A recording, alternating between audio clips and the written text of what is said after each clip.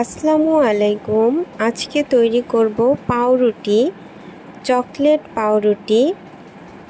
এজন্য প্রথমে একটি পাত্রে হাফ কাপ কুসুম গরম দুধ, 2 টেবিল চামচ চিনি একসাথে মিশিয়ে নেব।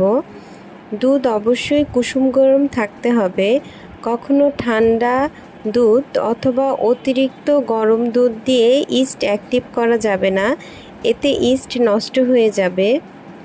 এবার দিয়ে দিব 1 চা চামচ ড্রাই ইস্ট।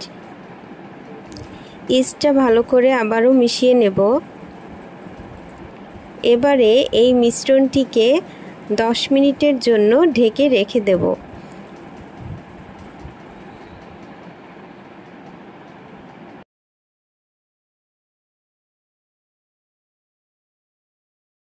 এবারে অন্য একটি পাত্রে 1.5 কাপ ময়দা চেলে নেব। যে কোনো কাজে ময়দা একটু চেলে নেবেন।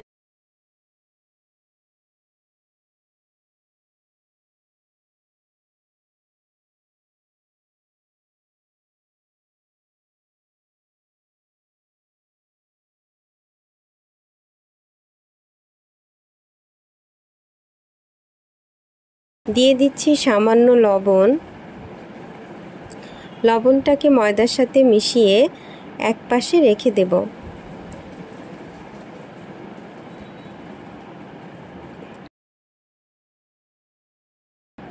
দশ মিনিট পরে দেখুন ইস্ট ফুলে অ্যাক্টিভ হয়ে গেছে।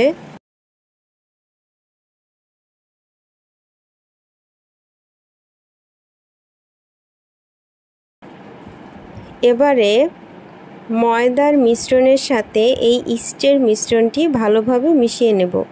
আমি একটা কাঠি দিয়ে মিশাই, কারণ এই পর্যায়ে ময়দার মিশ্রণ অনেক নরম থাকে, যা হাতে লেগে যায়। আপনারা চাইলে কাঠি অথবা যে কোনো চামচ ব্যবহার করতে পারেন, আবার চাইলে সরাসরি হাত দিয়েও মিশিয়ে নিতে পারেন। এ পর্যায়ে যদি মনে হয় যে অনেক বেশি শক্ত হয়ে গেছে, ডো অনেক বেশি শক্ত হয়ে গেছে, সেক্ষেত্রে 1 টেবিল চামচের মতন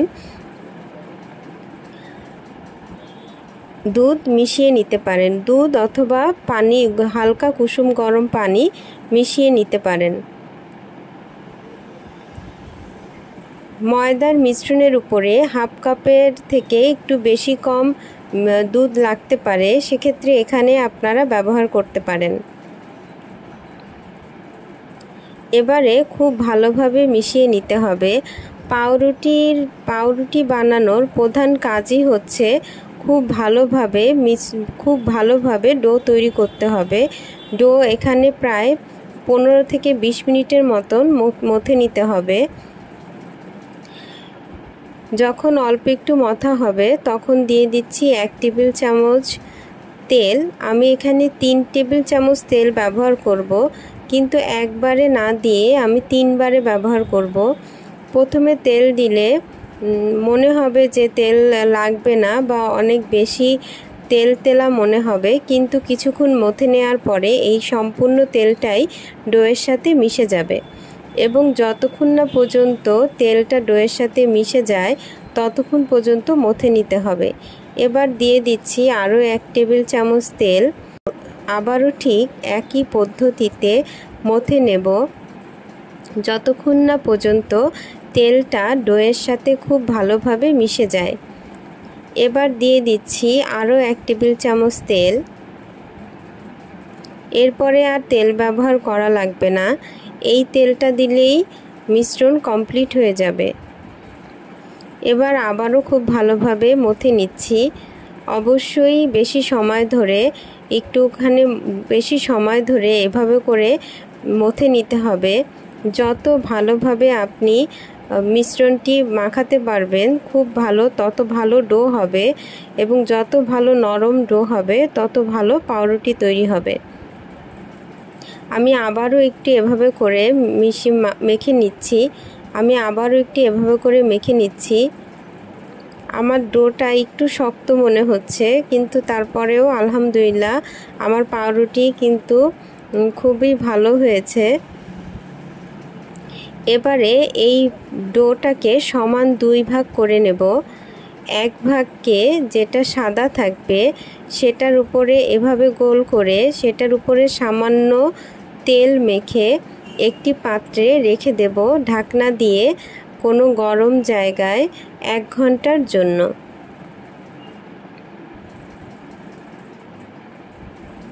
এভাবে উপরে সামান্য তেল দিয়ে ঢেকে রাখুন 1 ঘন্টার জন্য। আর বাকি যে ডোটা থাকবে সেটাকে আবারও একটু মথে এর ভেতরে আমি মিশিয়ে দেব কোকো পাউডার।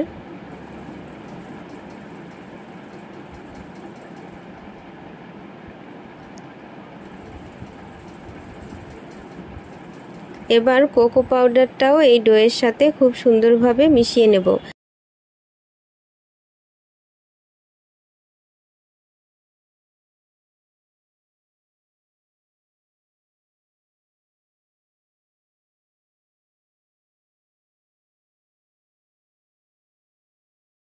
এখন দিয়ে দেব 1 চা চামচ দুধ।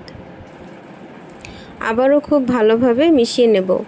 এ পর্যায়ে মনে হবে যে এটা মনে হয় এর সাথে মিশবে না, কিন্তু আবারও একটু খুব ভালোভাবে মথে নিলে সম্পূর্ণ কোকো পাউডারটাই মিশ্রণের সাথে মিশে যাবে। আমার যেহেতু ডোটা একটু শক্ত রয়েছে এ কারণে দুধের পরিমাণ আর একটু লাগবে, কিন্তু ডো যদি নরম থাকে তাহলে দুধের পরিমাণ আর লাগবে না। আমি এখানে এটা আপনারা ঠিক করে নেবেন যে কতটুকু পরিমাণে দুধ লাগতে পারে।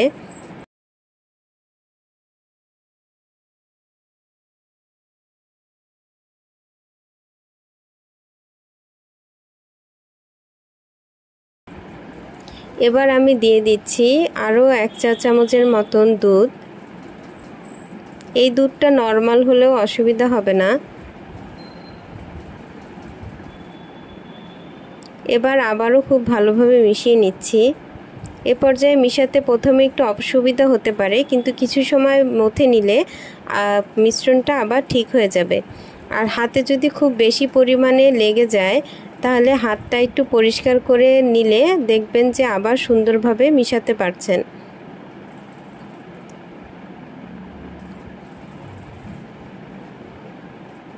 দেখুন কি সুন্দরভাবে এটা মিশানো হয়ে গেছে।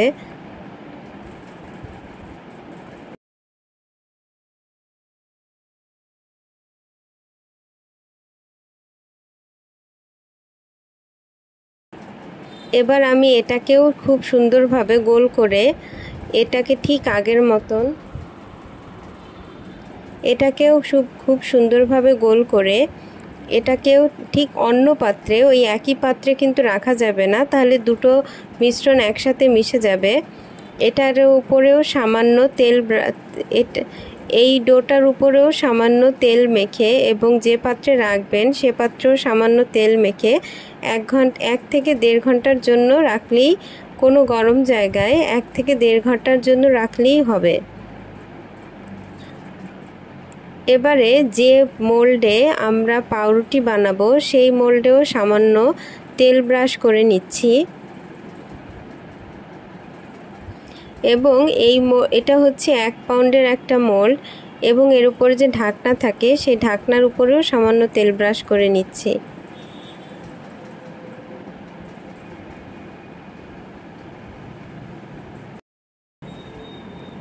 এবারে দেখুন 1 ঘন্টা পরে যে ছোট্ট একটা ডো দিয়েছিলাম সেটা ফুলে কতটা বড় হয়েছে।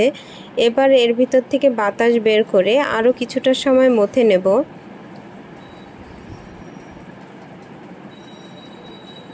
এবার অনেক বেশি আর মথা লাগবে না, সামান্য কয়েক মিনিট মথে নিলেই হবে। 5 থেকে 6 মিনিটের মতন মথে নিলেই হবে। এবারে এটা দিয়ে একটা রুটি বেলে নিব। রুটিটা এমন হবে যে পাত্রটি আমি দেখিয়েছি ওই পাত্রের মতন চওড়া হবে, ওর থেকে বেশি চওড়া হলে পাত্রের সাথে সেট হবে না। আপনি লম্বা অনেক বেশি করতে পারবেন, কিন্তু চওড়া যেন পাত্রের অনুযায়ী হয় সেটা একটু খেয়াল রাখতে হবে। এখানে এখানে ময়দা ব্যবহারের কোনো দরকার নাই, এটা এমনি বেললেই হবে। এভাবে করে বেলে নেব। এবারে একটি পাত্রে সামান্য তেল ব্রাশ করে তার উপরে এভাবে করে রেখে দিন। এবারে কোকো পাউডারের যে মিশ্রণটা ছিল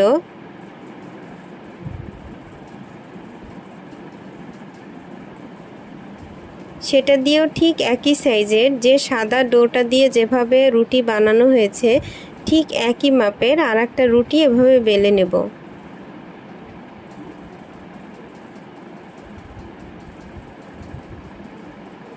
এক্ষেত্রে কোনো ময়দার গুঁড়ি ব্যবহার করার দরকার নেই।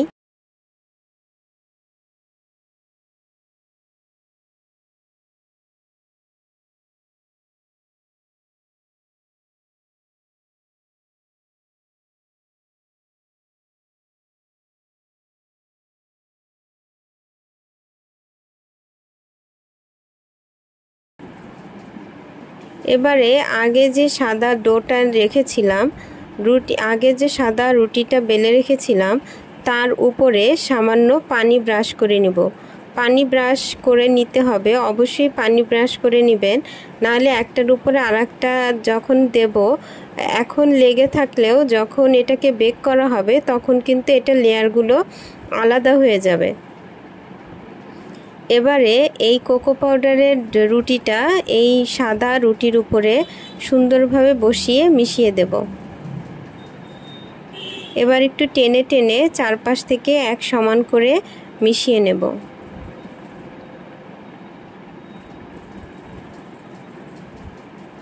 আপনারা চাইলে কোকো পাউডারের রুটিটা নিচে দিয়ে তার উপরেও সাদা রুটি দিতে পারেন।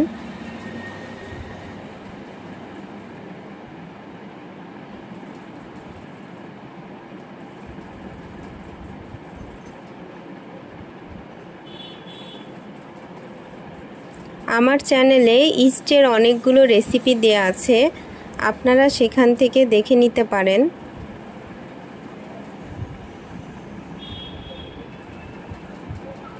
এবারে এই কোকো পাউডারের রুটির উপরও আবার সামান্য পানি ব্রাশ করে নেব, কারণ যখন এটাকে রোল করা হবে তখন এটা যেন ভালোভাবে একটার সাথে আরেকটা মিশে যায়, সেজন্য সামান্য একটু পানি ব্রাশ করতে হবে, না হলে এই যখন রোল করব এই রোলগুলো একটার সাথে আরেকটা মিশবে না এবং বেক করার পরে খুলে খুলে আসবে।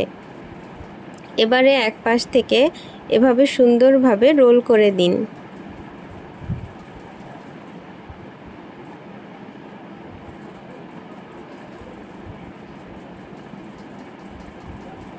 দুই সাইড সুন্দরভাবে মিশিয়ে দিন।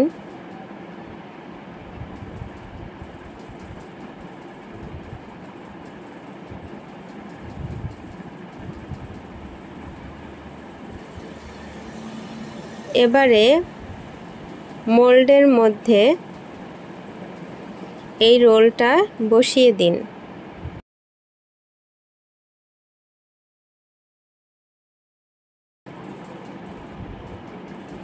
ঠিক মাঝ বরাবর সুন্দরভাবে বসিয়ে দেব। এবারে যে ঢাকনা ছিল সেই ঢাকনা দিয়ে এটাকে ঢেকে দেব, কিন্তু ঢাকনাটা সম্পূর্ণ ঢাকবো না, একটুখানি ফাঁকা রেখে দেব। এভাবে রেখে দেব 10 থেকে 15 মিনিট। 10 মিনিট পরে দেখুন এই রোলটা কিন্তু ফুলে উঠেছে। এর উপরে ডিম অথবা তরল দুধ ব্রাশ করে নেবেন, তাহলে সুন্দর একটা রং আসে। এরপরে দিয়ে দিচ্ছি সামান্য একটু তিল।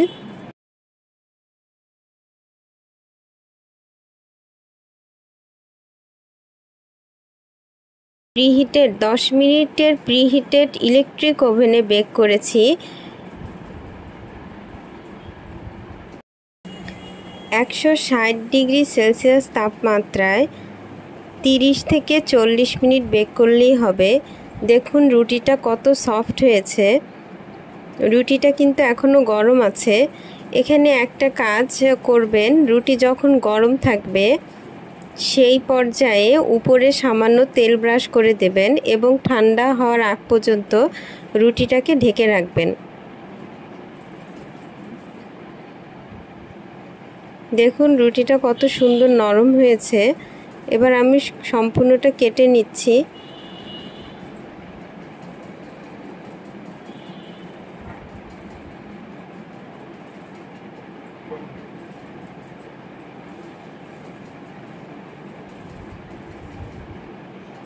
স্বাস্থ্যকর উপায়ে আপনারা এভাবে পাউরুটি বানিয়ে নাস্তার টেবিলে রাখতে পারেন।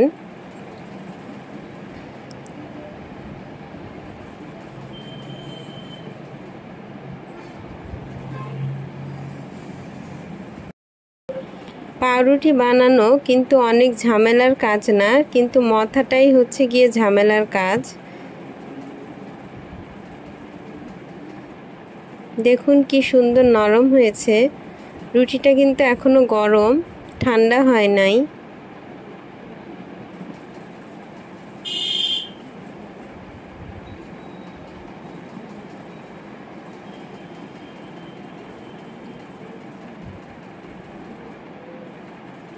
ভিডিওটি দেখার জন্য ধন্যবাদ।